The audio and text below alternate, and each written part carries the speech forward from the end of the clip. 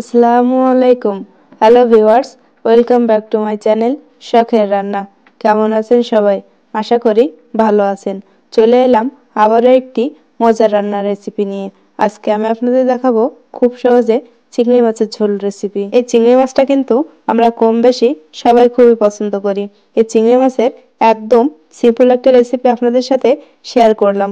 তাহলে চলুন দেখে নেওয়া যাক চিংড়ি মাছের এই ঝোলের রেসিপিটা।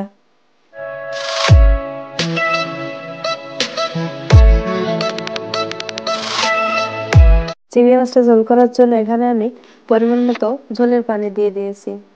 এখন এর ভিতরে দিয়ে দিচ্ছি হাফ চা চামচ হলুদ গুঁড়া, স্বাদ মতো লবণ, 2 টেবিল চামচ কাঁচা ঝাল বাটা।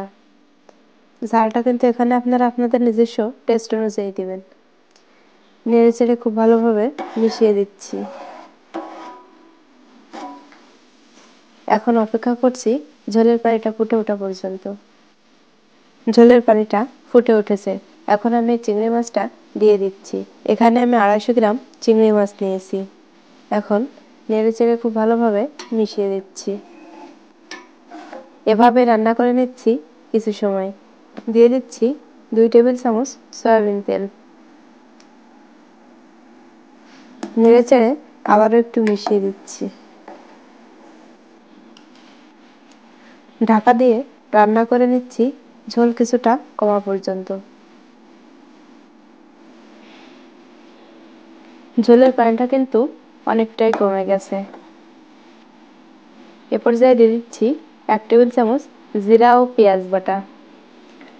নেড়ে চেড়ে খুব ভালোভাবে মিশিয়ে দিচ্ছি। আবারও রান্না করে নিচ্ছি কিছু সময়। চিংড়ি মাছের ঝোলটা একদম রেডি। এখন আমি এটা নামিয়ে পরিবেশন করব। আজকে এ পর্যন্তই। দেখা হবে পরবর্তী কোনো ভিডিওতে।